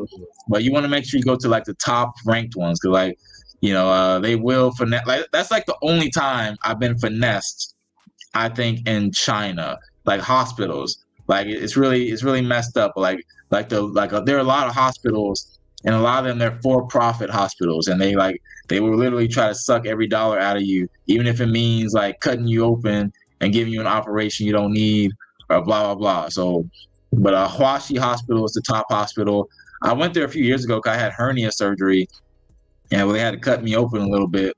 And it's like, I only go there from now on. Every time I go to a different hospital, it's like they trying to finesse me or trying to do something. So just when it comes to hospitals, go for top ranked ones, or go when you get have a local recommend you a good hospital, because it can get pretty sketchy over here. Like their morals are it sucks, but doctors will try to take advantage of you and get that money out of you. I would even say it might be even worse in South America. I've heard personal stories of friends actually dying on the hospital floor because the people wouldn't treat them because they didn't have any cash or money up front or a credit card or something like that. So here, I think overseas in general, I know Thailand hospitals aren't that bad like that, but especially in South America, I suggest having a private doctor on call. Maybe you might pay him like some type of monthly, put him on stipend or something. Like you might pay him $80 a month just in case, just to have like a private doctor and go through the private doctor, like build a relationship with the doctor. Like I got my doctor, I don't have one here, but I have one in Brazil, right? And if something happens, I'm hitting him up directly. He speaks English, right? And I'm like, hey, this, the other. That way they can kind of be your in between because the hospitals will try to get over you, bro. Oh, you American? Oh, give us $8,000 for some eye drops or some shit. Oh, you broke your arm? Oh, do this, they always trying to cash out on you, even if you got insurance. I've seen it happen, or heard it happen several times. So in certain cases, I tell guys, hey, if you get hurt, if you can handle it, take some painkillers, fly your ass to Miami, get treated, then you come back. That's like the little, But if you deep, overseas, then I suggest getting good with a clinic or a doctor or something, and just kind of get good braces with them so you can go through them, because that's the biggest. And like I say, we all got insurance. Like insurance overseas is not that expensive, but they still try to take advantage of you by, asking for money when they shouldn't be. Your insurance covers it fully, but they're going to say, it doesn't. We need money up front. We need at least half up front. You're like, what do you need half? You have the stuff treated. So that part, and I can honestly say that being like a vet, They got the VA hospitals all over the world. That's one of the benefits that they have, that they have their own hospitals they can go to, right? Yeah. So my suggestion, get a private doctor or have a credit card with like a balance of, I would say, at least $25,000 in order to just, have that just in case. Somebody American hospitals are sketchy too. Well, American hospitals, they're gonna bill you, but they're gonna treat you. They're technically not gonna supposed to treat every citizen. Yeah. Like BMT said, like get like a local connection. And that can also apply to just other stuff too, like legal matters. Like have a good lawyer, a good local lawyer that you can trust on call in case just for any sketchy stuff that pops up. So like have a lawyer, have a doctor. It'd be cool if you can make friends with a police officer in case you call on them, in case some stuff happens, like try to make connections this is one of the benefits of staying in a place long term, that you can kind of build roots and you're connected. So like in case anything happens, okay, this happened, I got someone I can call. Oh, I'm trying to do like this business deal, I got this guy I can call who can kind of help negotiate it for me.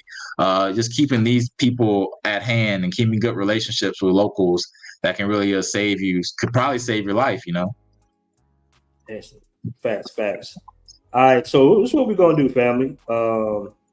We're gonna get to this topic: the dating scene in Asia versus South America. I know you guys are ready to hear this because we got receipts, videos. This is very important. But before we get to that, we're gonna take a real quick break, and we're gonna be right back. Danny, take maybe like a 30-40-second break, man. We'll come right back. All right. Cool. All right, peace. Globetrotters, are you ready to elevate your travel game and make every trip unforgettable?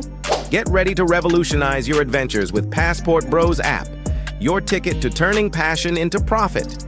With Passportbros, your travel videos and posts aren't just memories, they're money makers. Share your awe-inspiring experiences with the world and watch your bank account grow with every click. But wait, there's more. Connect with a vibrant community of fellow explorers, where camaraderie knows no borders. Exchange insider tips, forge lasting friendships, and create memories that last a lifetime. And that's not all. Gain access to exclusive discounts on accommodations, from cozy boutique hotels to luxurious resorts, ensuring you can travel in style without breaking the bank.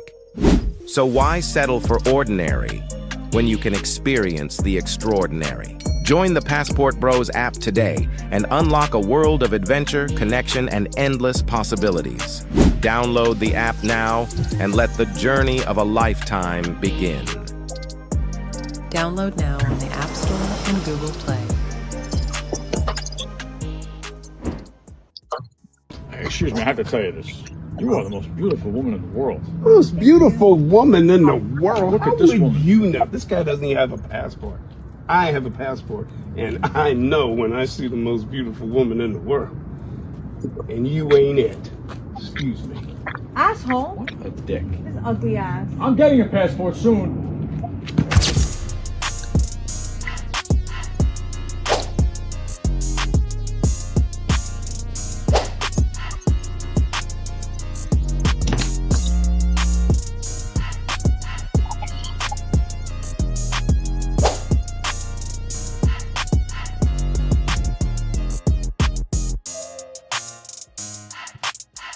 I love your app. Download the Passportbros app. Well, you know what it is. Download the app. Y'all need to join that Passportbros app. Download now in the App Store and Google Play.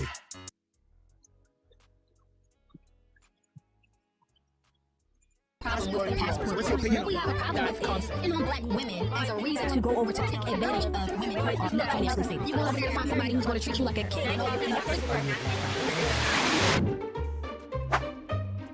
Download now on the App Store and Google Play. We got American. We got American, yeah. I did it in the past. I beg your pardon? And I actually like it. I love it because Americans are very different than Colombians. They are always like, they appreciate you a lot.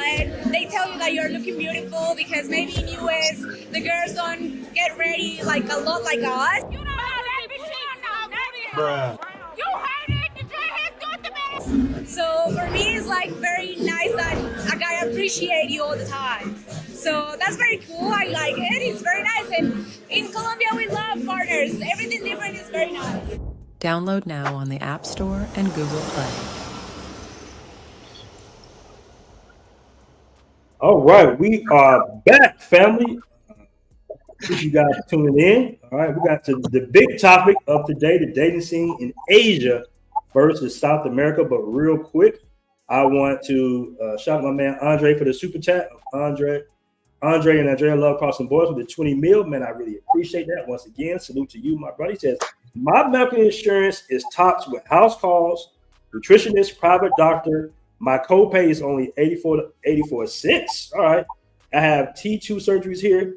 Excellent work. Copay for surgery, $0. So, hey, it's some top tier insurances out here for sure, man. Andre, I appreciate you saying that, telling us that. That's some important information, guys. So make sure to tune in with this channel, as well as pay for a consultation, because that's some tier 1 insurance. And that's very important. All right, that is very important. All right, man, let's get to the good stuff, brother. Where we at? Dating scene in Asia versus South America, right? Oh man, this is a difficult one, honestly. Like, so like a lot of guys, like, all right, let's throw this out there. I think most of the guys viewing this are black. So it is true that in general, white guys are preferred over black men. But I think that's kind of, honestly, I think that's true in a lot of places in the world, not just Asia, because I think it's mainly because of the media. Like, you guys got to think, like, white guys have a lot more positive associations in the media compared to other races of people. And, you know, so they kind of just have that kind of advantage that a lot of us don't have. So that's like pretty much the only, like, maybe obstacle, I think. And also, like, okay, so white guys have the advantage that area, and also we kind of have black guys from other countries who maybe aren't moving that well. Like, you know, there are tons of African guys here, and there are a lot of good African guys, but like some of them, like, they come over here, like they might not bring the best image to black men sometimes. Like, they don't have the same pressure that we have. Like, as black Americans, we know that when I go somewhere, I represent my race, and the way I behave is going to influence how a lot of people think about black men. But I think maybe African guys, they don't grow up having that same kind of pressure put on them, like, to represent their race. So, you know, especially in China, like, we got a lot of African guys who come over here selling drugs, and, like, you know, they're living on illegal visas and stuff. And it's like, they don't bring like the high quality image. So it kind of, you know, makes the rest of black people look bad, even though Africans and black Americans were different. But, like, you know, we do look a little similar. So it's like, it's just a negative association. So those are probably the obstacles when it comes to dating, like the major obstacles, or like the biggest ones. But for me, I've still done pretty well with the women over here, regardless. But I have a feeling that South America, based off what BMT says, like, you know, it seems like guys are like, you know, I don't know. Like, what do you think, BMT? What is your opinion? All right. Okay. So I've dated in both, man. Leaving Brazil, going to Thailand, there is a big drop off, in all honesty, in, I guess, what most guys would consider to be, at least brothers would consider to be, you know, attractive versus, you know, the beautiful melanated women, you know, and all that, and bodies and everything. So it's a little bit of difference. But there are beautiful Asian women at there as well. So the thing is, I think you're in China, so I think it's a big difference, right? I think it's different. China's maybe a little bit more conservative to a certain degree. Most of them look, you know, have the same look, versus in Southeast Asia, I know a lot of girls I dated were like light brown, you know, so they was comfortable dating black men.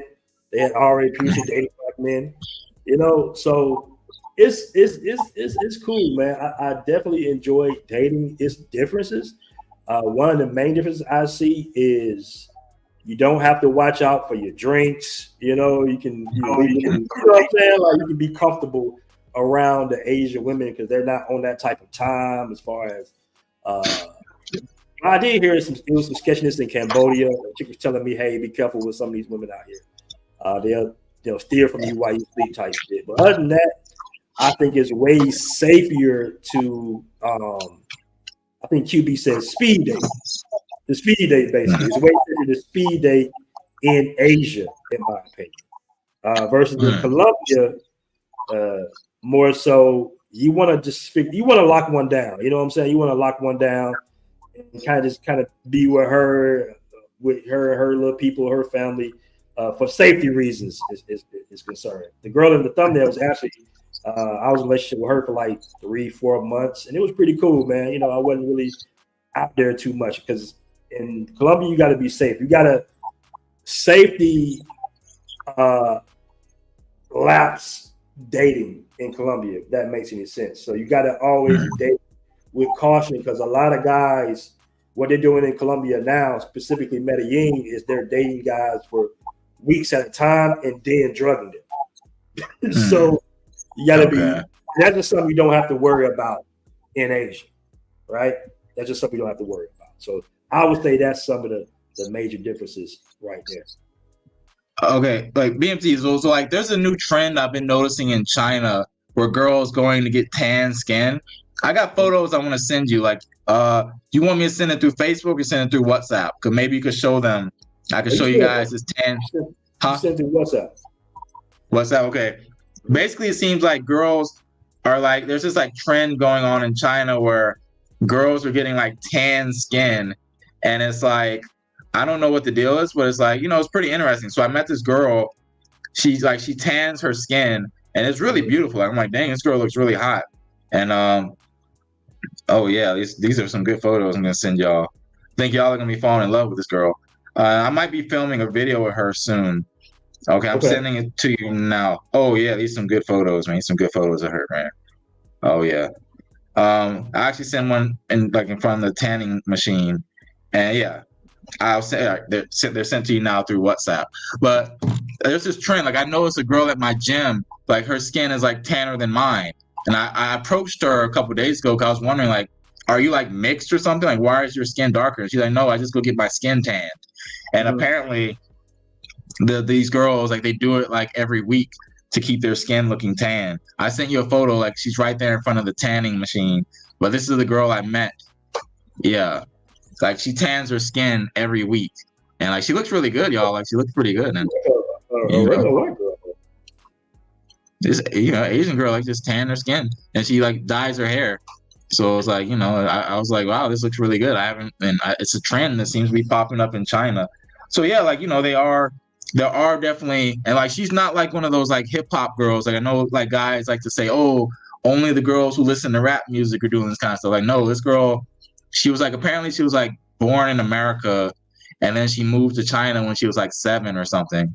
So, I think she looks really good. She's really hot. So, okay, yeah, she's cute. She's cute. She's nice looking. Okay, so she tans the brown stuff up a little bit. Okay. Yeah. Okay. Yeah, So yeah, but basically, yeah, man, like there are Black guys winning over here in Asia, like honestly. So like here's the thing, like we talked about the media representation earlier. I see one guy in the comment section, I guess he's his name really Joe. He's like, why does it have to be like some people like some people? Like no, it is a lot deeper than that, man. It is a lot deeper. Like some people, like the media does program people to like find certain things attractive. And like if you look at the image that European countries and European guys have compared to the rest of the world, it's pretty obvious to me that the media definitely gives European countries, like they make it seem like classier. Now, here's the thing, y'all.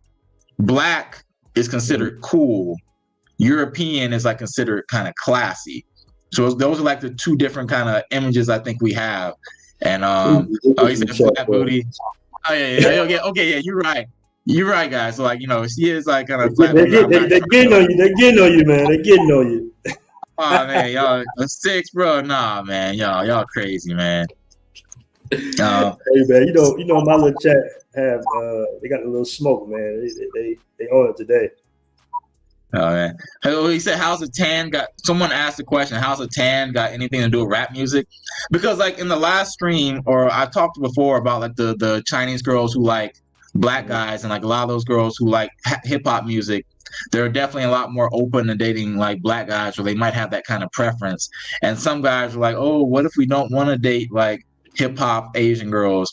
And I'm telling you, like this girl right here, like she's not like a hip hop Asian girl, but she's clearly down with like the brown skin and like the darker skin. Like she thinks it looks sexy. So there are women like that over here, and it seems to be growing in popularity. So yeah. All right, so let me ask you this, man. Maybe this just happens in Thailand and Cambodia, but have you ever been on a date and they look? This happens to me a couple times, and they try to get you to try like some exotic food or something like that. Yeah, like like okay, in my part of China, we eat pig brain, like the brain of the pig. It looks like a brain when you're eating it, and it tastes just like tofu. And like chicken feet and rabbit head, like the head of a rabbit. Like people in my part of the country, they love eating rabbit head. It's really good actually. It's really good. But yeah, like they do try to introduce you to some kind of freaky foods, and it usually tastes pretty good, So this is me in Cambodia right here. She has like a little tarantula. And I tried that joint. That shit tasted terrible. But as you can see, she got like little, like, she's Cambodian, so she has like she lightens up, of course, but she has like little tannish, brownish type of skin. That's usually kind of what I go for. Yeah, it's good. It's good. Yeah, I mean, I wonder how healthy those. I mean, I wonder what when they cook those things. I wonder I try to. I wonder yeah, wow, man. Like, do they like disinfect it first? Like, is there some kind of something bad that can happen from eating those kind of like tarantulas? Like, I don't know, man. That shit was horrible, bro. I don't know if humans should be eating that. I mean, they're a legitimate source of protein, believe it or not. And believe it or not, they're probably healthier than anything in a damn grocery store. In them boxes and pop tarts and shit. I can guarantee that. All right. Yeah, cool. But yeah, they also eat they eat fried cockroaches in South Korea. They eat fried cockroaches in South Korea? Like it's kind of like caramelized, like they make it in like some kind of snack. Like it's one of those freaky things that it's kind of like this thing, like you just walk by and someone's like selling this thing at like a tourist attraction. They're like, oh, you can eat this kind of caramelized cockroach, and it's like right. Yeah. I mean, you gotta be careful, man. I remember one time a guy was telling me that he was fooled into eating dog out there in Vietnam. It's like it's a staple dish out there in Vietnam. He was tricked into eating some dog, and he's like, I almost threw up. So yeah, they will do that, guys. Dating in Asia, they will kind of get you like that. Like, hey, try this out. Try this. This is barbecue. This is barbecue cricket, or this is barbecue tarantula. So you gotta be cool with stuff like that. But yeah, that's some of the differences I would say. Like I say, some people will say from the American standard, especially the black man's American standard, that the girls that we would prefer, like far as body wise, would be in South America, hands down. But it's a big but to that. I see a little feedback. Let me mute you real quick, Danny. I hear a little feedback. But I will say that as far as the treatment goes, if you select the right type of woman, the treatment is not subpar to any treatment you will get probably outside of East Africa or something like that.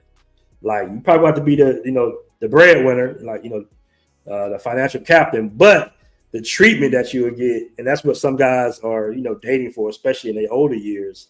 The treatment is bar none the best treatment you would receive. Now, in South America, you can get that same type of treatment. Don't get me wrong. I'm just saying that you have a high chance of getting that in Asia, Southeast Asia, in some cases. So I definitely agree. Like, okay, it seems like the vast majority of I like that curvy type too. Like that's like my main reason that I want to go to like Brazil. That's like the only reason, honestly. Like I see those videos you post, like all those super thick women, and it's like they seem pretty friendly. That's like the only reason I want to go to Brazil. But the thing over here in Asia is that those types of women are not preferred by local guys. Like Facts. local guys, Facts. yeah, like they do not want those Facts. thick girls, man. And like I've gotten some pretty like easy layups with really hot Asian girls that for me, I'm like, dang, this girl was like an 8.5, a 9. But a local guy would think she's like a 6 or something. And I'm like, I'm getting her for that discount rate, you know. I'm getting her easy. And All right, it's like, so you I know, want to pause that statement because that's a big one, what you just said. I want guys to really, you know, digest what you just said because that definitely happens in Asia, bro.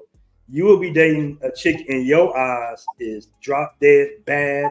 She thick. She got everything that you want. And she might think that she's unattractive because the local men want porcelain white, flat. You know, they want more young features. This is politically correct. They want younger features, right? They want the girl to look like a certain way versus the brothers be like, man, we got some time. I remember dating this chick in Thailand, bro, and she's fine as all outdoors. I see if I can find a picture of her. She's fine as all outdoors, but she thinks she's fat. She's just like, no, I'm fat. So she's like, Aaron, why do black guys like big butts so much? And I'm just like, man, it's just genetic, like just in our DNA. We like a little rump in the back. And she's like, oh, okay. So that's why you talk to me? I'm just like, no, baby, you know, no. But yeah, I didn't mean to interrupt you, but I wanted to really point that out because I think that's the gem of living in Asia is dating women that are beautiful just to you. Yeah. I got the same thing from girls. Like girls who I thought were like, you know, my 9s, they think they need to lose some weight. And I'm like, no, like we need to keep you. I'm gonna feed you some ice cream right now, just in case, you know, make sure you don't lose those calories. Well, yeah, man, like, but even like they don't even have to be like crazy thick. Like girls who go to the gym, like Asian girls who go to the gym and have a good diet, they can get a nice, you know, curvy thing back there. They can get pretty curvy. So just keep that in mind, guys. Like, but there are some girls who are just like genetically skinny. I think in Asia, like there are a lot of girls who are just genetically skinny, but there are other girls who are like, you know, they can get pretty thick, especially when they eat right, they work out. And yeah, someone's asking, like they did like you're probably gonna get to it. They super chat. They're asking about like, how do muscles help with girls? We can talk about that later if you want. All right, cool. I want to give a shout out to my man Reginald Wild with the 5 super chat. And guys, do me a favor, super chat your direct questions. Salute to the chat. I love that Zen feeling of Southeast Asia. Yes, I do too, man. I think every guy should experience it. Definitely coming from the West, where it's all hustle and bustle. Even South America, it's good to take a break from all the stresses of having to worry about getting robbed or drugged. So definitely check out Asia's winning and that thing. Producer for real says Asian women got feminine down pat. Yes, they do. All right, neon shades. I guess that's 8 ounces, $2 super pound. I really appreciate that. It says, how do women respond to muscular men in Asia? Danny, perfect question for you. Okay, so definitely, I found this out when I was in university. It seems like even in America, like okay, we all know what The Rock, right? We know what The Rock looks like. So that guy is considered too big even for like a lot of American women. Like I think maybe there's this thing I read years ago where it talked about in more dangerous countries, bigger muscles are preferred because it's like a sense of, hey, you can protect the girl. So I think like in terms of big muscles, South America, like if you're one of those kind of bodybuilder guys who kind of looks like you've been injecting something, you know, South America is probably where you're going to get the most play at because generally more dangerous places, they like men who have like more muscles and kind of more like intimidating. While over here in Asia, you don't really need big muscles the way you would. Like girls like it. They like a little muscle, but it's like, even for me, I got to be careful not to like get too big because definitely it can be too big for a lot of girls. So I plan on slimming down in the next month because I've been bulking up the past few months, just getting a little bit bigger, just lifting heavy weights. But then I'm going to slim back down and kind of cut down some of the fat so I don't look so gigantic. And yeah, the girls, like pretty much the ideal body type, it seems like universally, or at least in Asia, is like the kind of swimmer's body where you're kind of slim, but you got some muscle, you got some decent shape, you know, that kind of swimmer's body, or you kind of look like a model. That's like the ideal here. But being like a big bodybuilder, you know, there are some girls who definitely like it, but it's like a niche. it's a niche look. Like too much muscle. You don't want to be fat. You don't want to be too skinny, but you just have like enough muscle, like your tone. Maybe you got like a nice 6-pack. You don't even need a 6-pack. Just have some decent tone, and like that's it. Like most girls, if you watch that video, I asked the girl like, "Hey, what about guys with muscle?" She's like, "No, I don't really have that requirement. Just like just have like a little okay, like be not too skinny, not too fat. Just like have a little something, and that's easy for most guys to do. Just diet and exercise, and pretty much everybody in this chat, everyone can do that. Like everyone who's watching this, like y'all can it doesn't take a lot. Just eat healthy and gym a little bit, and you can have the requirements that most Asian girls have for the body. Yeah, I would 100% agree with that. They're not really into the muscles per se. I'm not saying all of them, but generally, in speaking to them, asking them, they just like, oh man, just don't have a beer belly. It'd be that type of shit. Like, just don't have a stomach. Fine. We don't care about that type of shit. What they do care about that is Brazil. That's where they care about that the most. Brazil has a very fitness culture. I tell guys all the time, I do my consultations. I say, listen, man, if you got a 6-pack and you don't speak a little Portuguese, hey, it could be difficult. It could be difficult because it's a fitness culture. Even in the morning, like on some of their morning TV shows, they make fun of fat people and stuff like that. Like they shame the big people and everything. So you just definitely want to be in shape if you decide to date in Brazil. All right. Yeah, I actually like that kind of gym culture, man. Like I think Thailand and Brazil, those are the top Passport Bros spots where they have a gym culture, right? Like Thailand and Brazil. Yeah, definitely Brazil. Brazil, you gotta be in shape. Everybody's in shape in Brazil, bro. Even the old people, they're super in shape. It's women in Brazil, bro. I'd be like, wow, I didn't even know a woman could be so shapely, like her body could be that, not one, definitely, because women carry more body fat than men, so if they down to 20%, it's like, whoa, like that's crazy. Whereas men, we gotta get down to 10% and all that. But man, it's been women. I'd be like, yo, what do you do? Like, how do you work out every day? And some of them be like, nah, because they have extremely healthy food in Brazil. They didn't really tamper with the food like they tamper with American food. And some of them just walk daily. And that's another thing about being overseas. They do have a lot of cars. Everybody drives, but a lot of people don't drive. So they walk more. Like they just walk. Like I was walking to the gym yesterday and saw an older woman. She had 2 bags, walking uphill and had to be about 100 degrees yesterday. And, I asked her, necesito ayudarle, like, do you need any help? And she's like, no, fine. Oh, it's okay. Because she was kind of working out. So that's another thing. That's what keep everybody fit. The fact that they walk more, the food is healthier. And that's one of the major benefits of being overseas in general. And we're going to go ahead because we've been at it for a minute, man. But I do want to end the show let's talk about the last part of this. And we went to the dating, so we got the good part of the way. But the food. Let's compare some of the food before we go. Okay, so I think it was either your video. I think I saw one of your videos. I thought somebody was criticizing the food options in Colombia or Brazil. Which country has not so good food? Is that true? Okay, I'm just gonna get right to it, bro. Asia food, hands down. Thailand, Cambodia, all that food is that's what I miss about Thailand the most, bro. Is the food. I miss the tom yum soup. All right, everything. I forgot all the rest of the dishes I used to like. I used to fish balls, all types of stuff. It was a tom yum. What's the other ones? Papaya salad. I miss the food. Food is great. I do not like the food in Colombia. I'm sorry. Now I do like Venezuelan food. I do like Venezuelan food because I'm not going to take away, that my girl was cooking great Venezuelan food, but it's not healthy. You see what I'm saying? Thailand, the food is good and healthy. Keep in mind, they take about 10 minutes to prepare a papaya salad in Thailand. They really get into with the baby little micro shrimps and the spices. Now the food is spicy, but it's good for you, right? If you touch a Thai girl's skin, it's warm because they eat so much spicy food. And in some cases, they be like trying to force you to eat spicy food.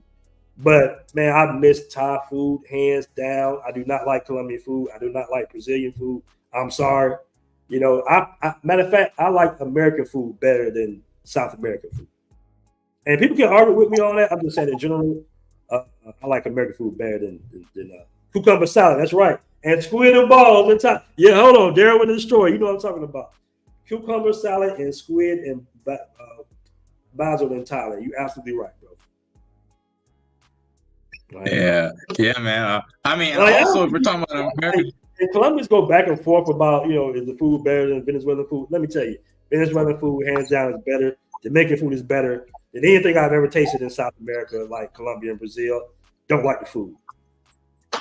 Yeah. In Thailand, they got like a good number of like foreign restaurants too, so you can get your foreign fix too. Like that's another thing, like the ease of access to foreign restaurants, like American food. Like there are more American restaurants popping up around my city in China, but it seems like in Thailand, you know, like what's the place? I can't even remember. It's like you did a video there. They got like the chicken and waffles, man. Like you can get like real Southern food. Like, you know, it's hard to find like authentic Southern food. For me, find it in China, like it's really like it's not real, but some places, you know. So how is the food in China? Chinese food is amazing. Like in my part of China, they do love spicy food too, man. Like they love it. It's spicy, can be a little sweet. We got this stuff called hot pot. It's like a big bowl of oil and peppers, hot oil. They put all kind of food in there. Like you can walk down the street at 4 a.m. You're gonna see like Chinese restaurants filled with Chinese people still eating hot pot. Like maybe they just left the club or something. They're just going out there to eat some, enjoy a nice meal.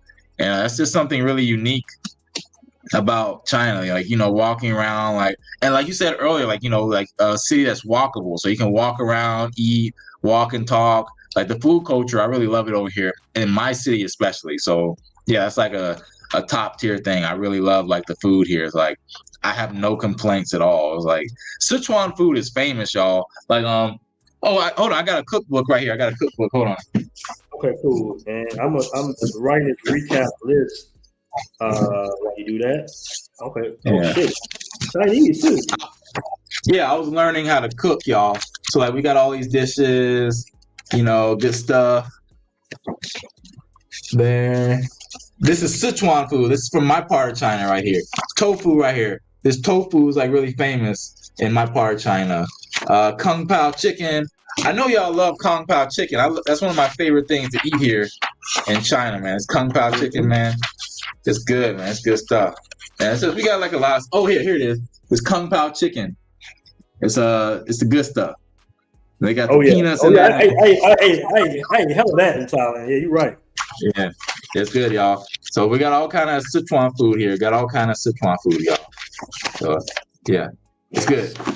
Nice. All right, so we doing a recap of the show. Tell me what we can add to this, man. We can kind of. All right, so I guess we're going to say we'll start from what we. Food is Asian, hands down. I can agree with that. Food is Asian.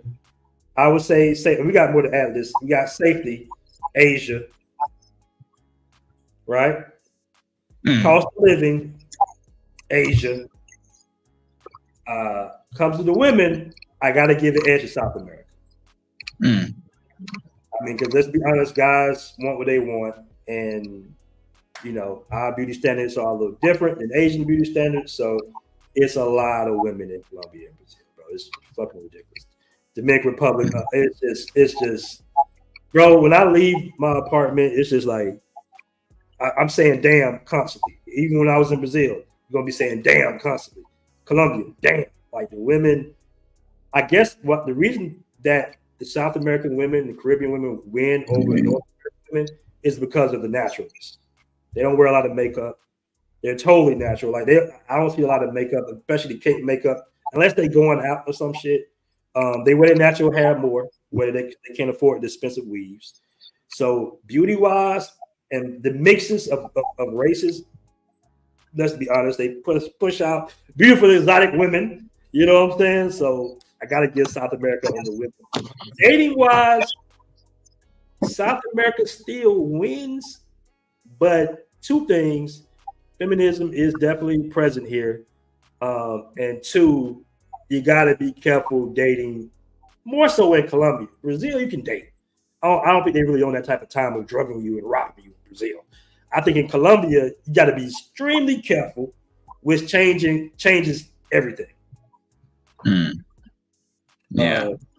And you can add to that list, man. I'm gonna get the super chat real quick. But you can add that list. I forgot what other subjects we came with. Andre from Love Crossing Borders said $10 meal. I really appreciate that. Said, what city in Colombia were you? Cities like Cali, Choco have mostly black folk recipes, not like Cartagena or Medellin. That is very true. I do want to say that. Speaking specifically about Medellin, you might be right. I haven't tasted too many dishes from Cali and Choco, but I will say that the Afro-Latinos definitely cook a different palette of food. I will say that. But I've had really bad experiences with some of the food in Colombia. I'm just going to say that too. I'd be like super unimpressed by most of the food in Colombia and in Brazil. Like when my girl was in the kitchen in Colombia, I would always have to kind of sneak inside and, grab that Lowry's a little bit and, do a little, South. I mean, I'm from the best place of food in the world. I'm from Georgia, family. So Georgia got the best food in the world, hands down. All right. So Andre, you from Detroit, man. Y'all want to cook up there in Detroit. But yeah, what else would we say, Danny? What else would we say? Language. South America has Asia beat on language. We got you guys beat on infrastructure, cost of living, safety, and earning money locally. So earning money locally, safety, cost of living, and infrastructure.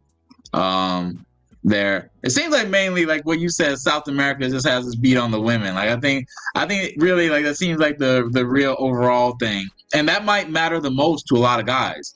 Like for most guys who are like kind of, unless you're living overseas. Okay, here's I think one thing we could say: if you're like living overseas in terms of like overall, Asia could be better in terms of overall everything. If you're one of those guys who's like either you would need to bounce back and forth between America and one place like in South America.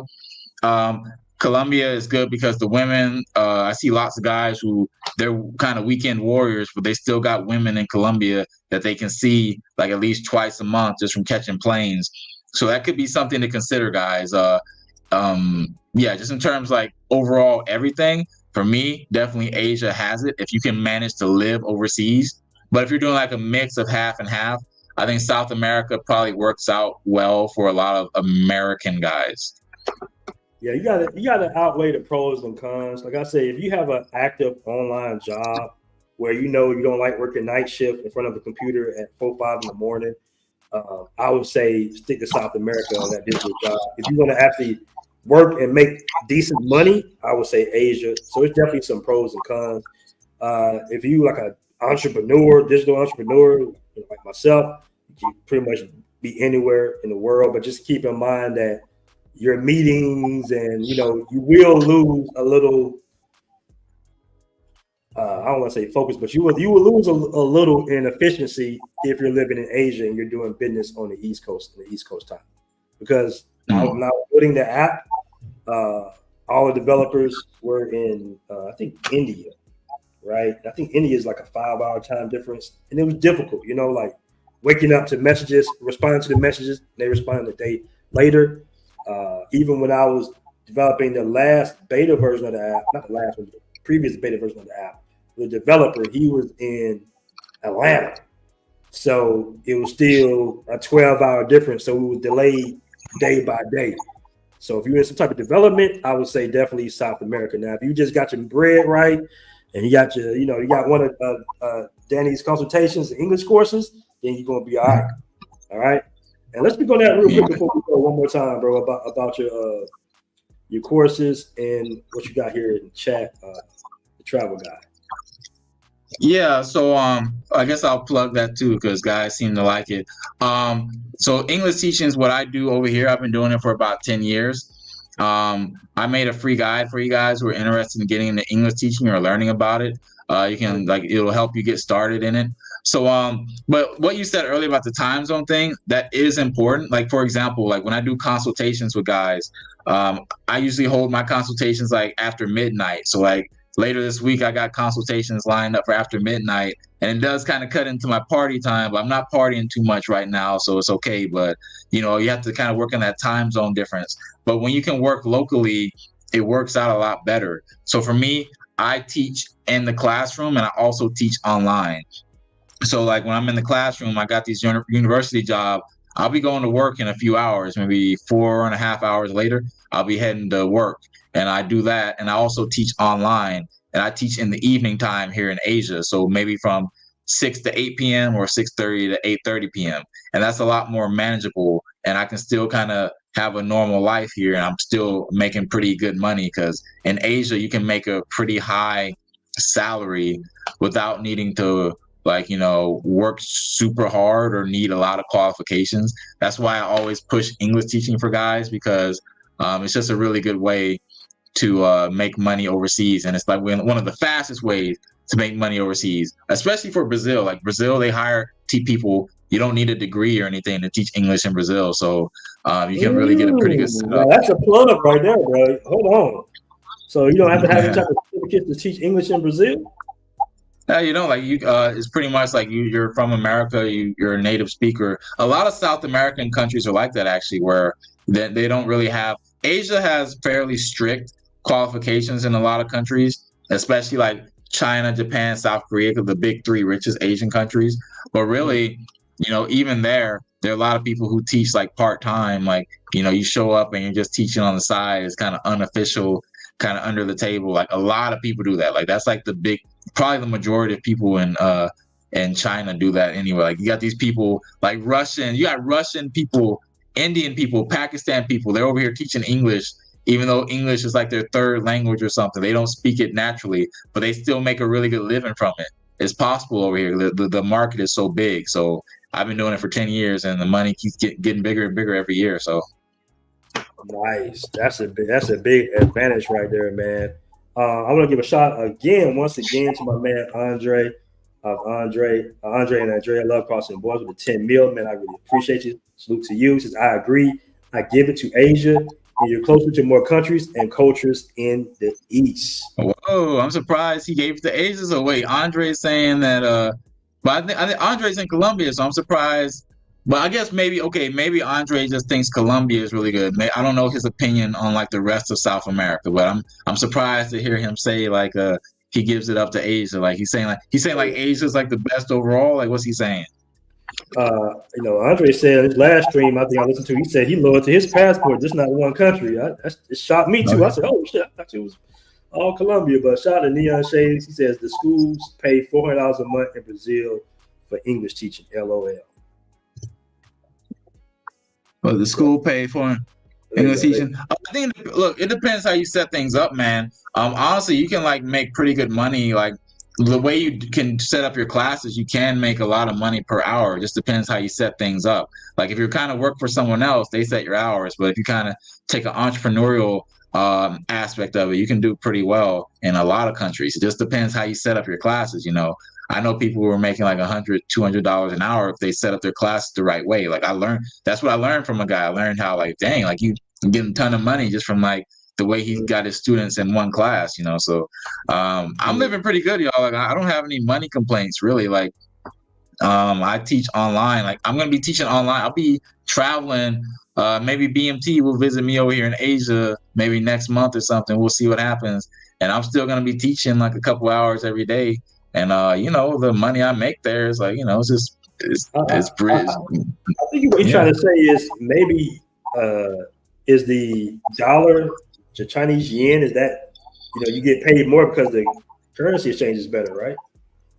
Or just China's just a richer country, so they can pay more per hour. And we did say like, hey, like South America, you're probably, if you're working locally, like Asia, I think has South America beat if we're talking about how in terms of like the money you get paid working locally.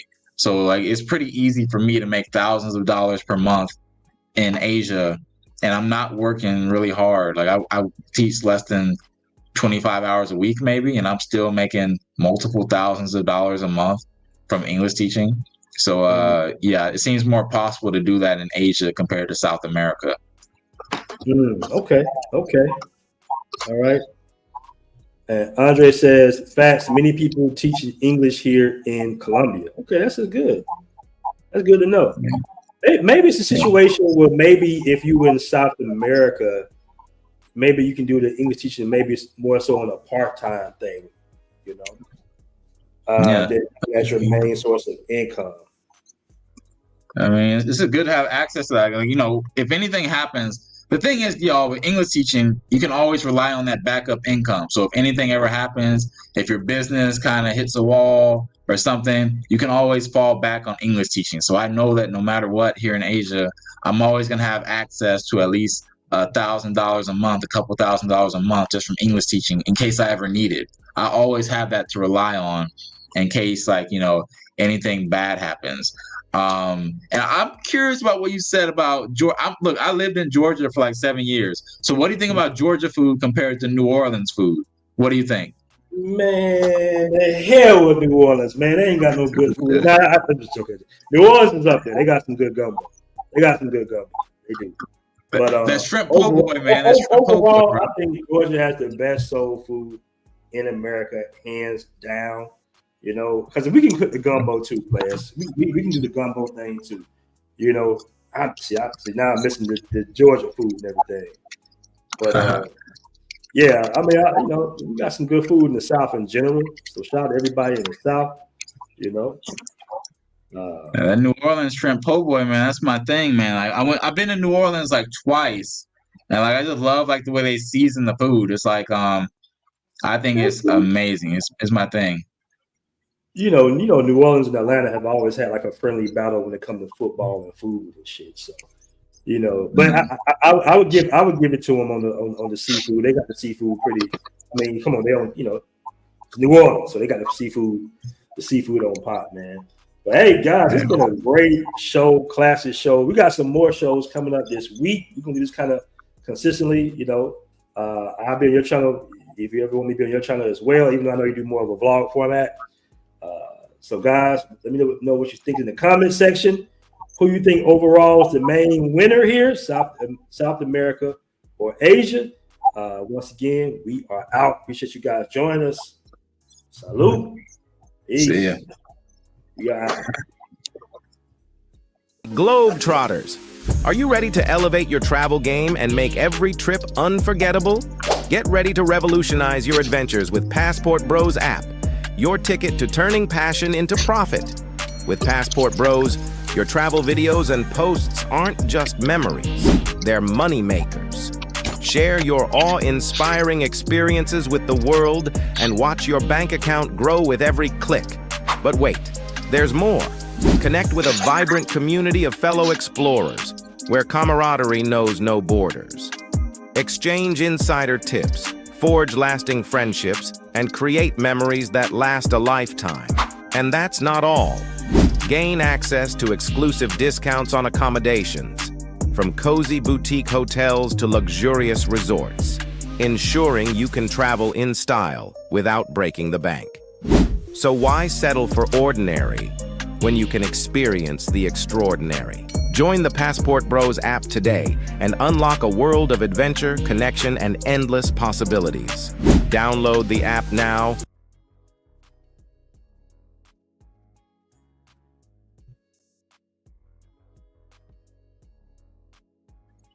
Am I on TV now? What's going on? We still live. Hey, y'all, it's Flight Madness. I guess BMT's internet went out. But yeah, y'all, you know, we team Asia all the way, man. But yeah, I will be traveling to Brazil maybe next year, y'all. Or I might hang out with them in DR too. So we'll see what's going on. So I'm not going to rule out South America completely. It is a nice part of the world. Guys do love it. But I'm probably going to stay over here in Asia because Asia, it has everything for me.